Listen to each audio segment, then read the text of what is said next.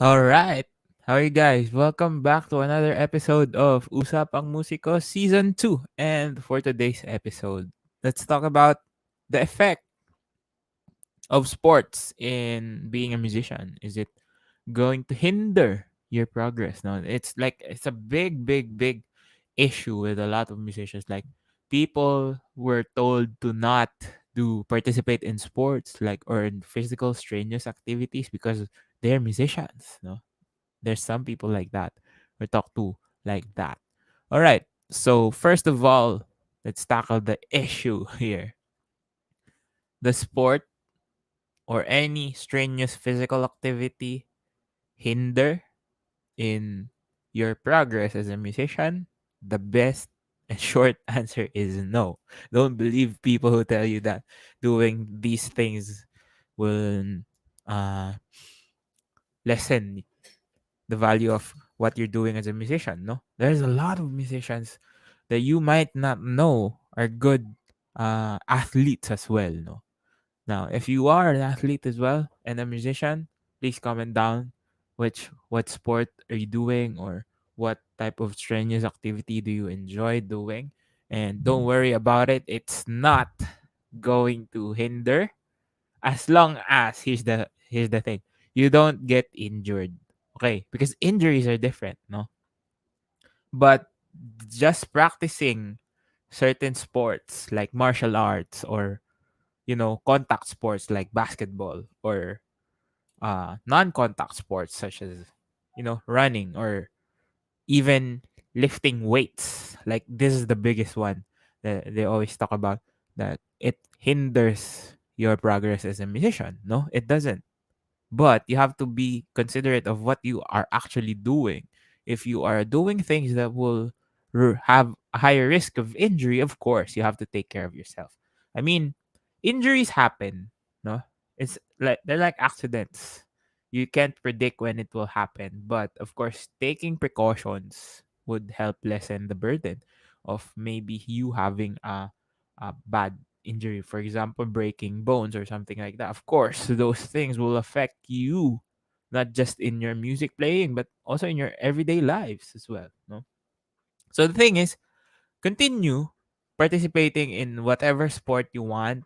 It's not going to end up ruining your career, no, especially if you are a professional musician. We know a lot.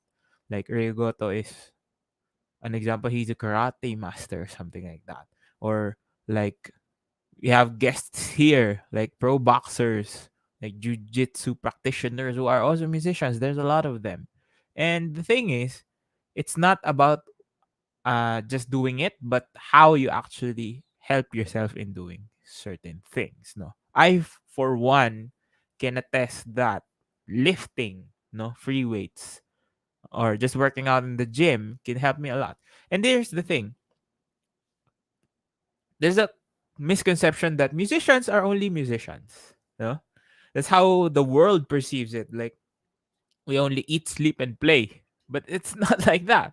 We're humans. Like we have to maintain a healthy lifestyle, no? And sitting for hours playing might burn some calories, but it won't make you fit or healthy in any way, shape, or form. No? So you still have to take care of your health.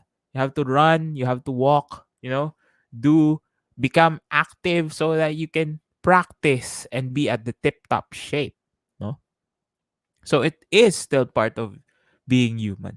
So if playing music, you think playing music will hinder those things. It doesn't. But a lot of people still think that way. No, I remember when I was in high school, like because I play in the school's orchestra.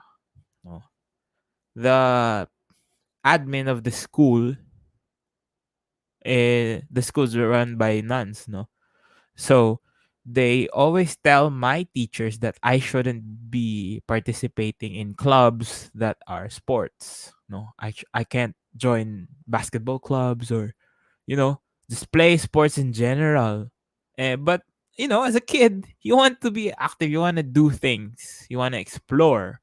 No, and they fear that I might injure myself, But growing up, I also participated in a lot of sports. No, I was a swimmer when I was young.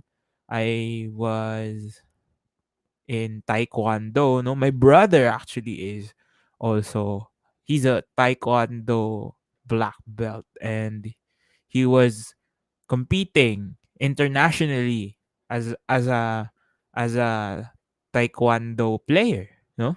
And it's a contact sport for that matter, no? But I think for his example is he got injured in his hand and he was a pianist. So that was like the last thing that could eventually end a career in sports, no? And he pursued music, no, in college. So those are the things you have to consider, no? So if you get hurt while doing something, you don't need to eventually stop, but you have to be careful, no? So there's more risk involved if you're into contact sports, no? The risk of injury, of course, is going to be higher than non-contact sports, or sports that don't require you to, you know, be with other people, no? Even team sports like volleyball or something. The thing is, you just have to take care of your body, no? And yeah, but the thing is here as well, no? Of course, all our experiences will lead to one thing or another, and it's the same with music, you know? Because of your experiences in other fields, you can use those experiences in hastening up or making your learning a bit quicker, no? Sometimes it helps out, you know. I mean, for me, no, lifting weights, I started lifting uh when I graduated actually, because I realized, okay, now I don't commute and go to school, so I stay at home and then work. But the thing is, I don't work every day. I teach, but I don't work every day. So what do I do with my free time? And just practice. And I realized I need to do something. I need to be fit because I'm fat. I'm very very fat. When I graduated, I was like 110 kilos or something, 120, I think. I was really, really overweight. So I went to the gym, no? And what they were teaching me in the gym was proper form. And that really helped my form. A lot of people always say that I slouch when I play. Yeah, I do. And it actually improved that with me. And now I play a little bit more relaxed, more in control of my body. You become more aware of your body because it's the same thing. Diba? We always talk about athletes and musicians are almost the same, that we train muscles. But the thing is, athletes train bigger muscles, musicians train the finer muscles or the smaller muscles. And you need that bigger muscles in order for you to train the smaller ones. Why? Because everything is interconnected, right? And if you have good form, good posture, it will help you out in the long run with whatever uh, music or musical instrument that you want to play with. So it's really, really important that you take care of your body, no? Because being an athlete, no, or doing sports, no, you don't need to be a professional athlete, but doing sports makes you more aware of your body or of your body's movements, of how you actually do certain things. And with that awareness, you just transfer it to a different set of muscles in playing. And it could help you out in more ways than one. In your playing, in your control, in even dynamics, no? You can do more because you can unlock the potential of your body more easier if you're not aware. Because everything that we do is about body awareness, right? How we position our fingers, for example, on the violin, how we position our fingers on the bow, how we hold the bow, how we grip and move our fingers. Those are things that you do that you need to be aware of, right? And the same thing with, if you play basketball, you need to be aware of where the ball is, you know, the sense of touch of your fingers or your palm or your body, where your feet are positioned as well, right? Those things might look different on the outside because their uses are different, but if you look closely and understand how it works, the principle behind it, it's the same thing in the stage, on the stage, right? You have to know where you are on stage, which person to look at certain points, you know? You have to understand if you are going to hit something or if you're going to shift to a higher position. Those are all bodily awareness. And if you aren't aware of those types of movements, it's going to be hard for you to actually master any skill. No?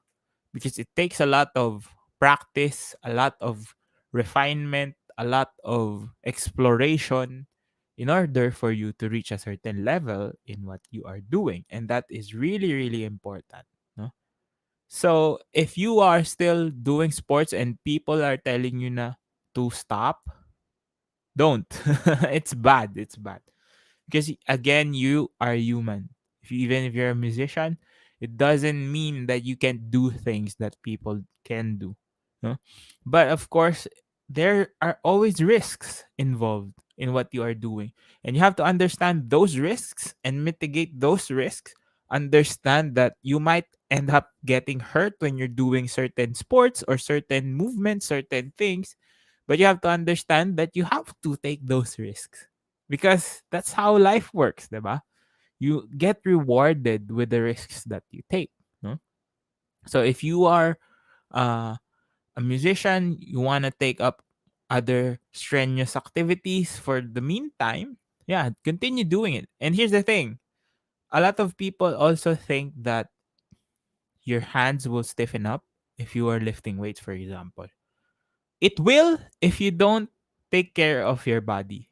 You know, you have to understand that if you are lifting weights, you have to also practice your smaller muscles. As if you are training your big muscles, you have to still train your smaller muscles. Because of course, everything is learned through certain movements. And if you stop, for example, if you started lifting weights and then you forget to practice your instrument, of course you will get rusty.